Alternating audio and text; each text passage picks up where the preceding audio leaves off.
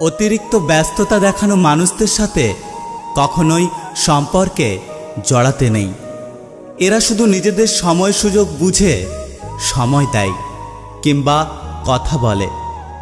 আপনার খারাপ লাগা মুহূর্ত কিংবা একা লাগার মুহূর্তে কখনোই এমন ব্যস্ত থাকা মানুষকে পাশে পাবেন না, এটা আপনি নিশ্চিত থাকুন।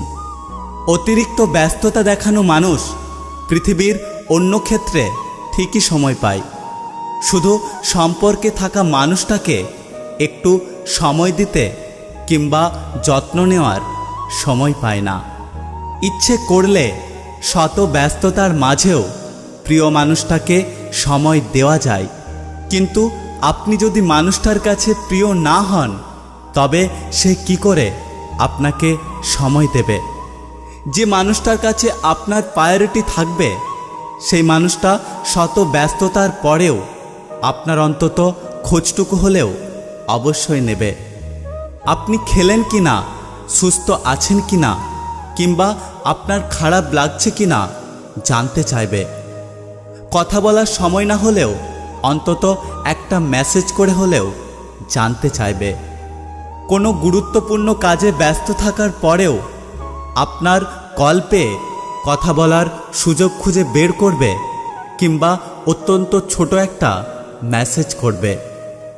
যে মানুষটার জীবনে আপনার কোনো প্রায়োরিটি নেই সেই মানুষটার কাছে সামান্য একটু সময় আশা করাটা নিছক পাগলামি কিংবা বোকামি।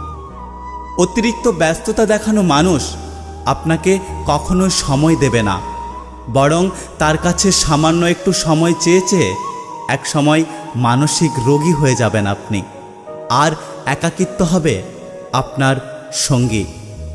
অপেক্ষা আর অবহেলায় পড়ে থেকে থেকে তিলে তিলে শেষ হয়ে যাবেন। ব্যস্ততা দেখানো মানুষটা আপনাকে ছেড়েও যাবে না, আবার খুব শক্ত করে আঁকড়েও ধরে থাকবে না, কারণ তারা জানে শত অবহেলার পর, সময় না দেওয়ার পরেও আপনি তার মাঝেই আসক্ত। সে যতই আপনাকে মূল্য না দিক, সময় না দিক, আপনি তাকে ছাড়তে পারবেন না। ব্যস্ততা দেখানো মানুষ আপনাকে দামি দামি উপহার দেবে ঠিকই, তার সময় এবং যত্ন এই দুটো জিনিসকে কখনোই দেবে না। সত্যি কথা বলতে এমন ব্যস্ততা দেখানো মানুষটা হয়তো কখনোই বুঝবে না তার কাছে আপনার আর চাওয়ার কিছু নেই, শুধুমাত্র তার দেওয়া একটু সময় এবং যত্ন পেলেই আপনি সন্তুষ্ট। এরকম ব্যস্ত মানুষের থেকে দূরে থাকবেন। এই মানুষগুলো আপনার জীবনকে কষ্টময় করে তুলতে পারে। দেখা হচ্ছে পরের ভিডিওতে, ততক্ষণ সুস্থ থাকবেন। আর হ্যাঁ, এই স্বার্থের পৃথিবীতে নিজের খেয়াল অবশ্যই রাখবেন। ভিডিওটি ভালো লাগলে চ্যানেলটি সাবস্ক্রাইব করে রাখবেন।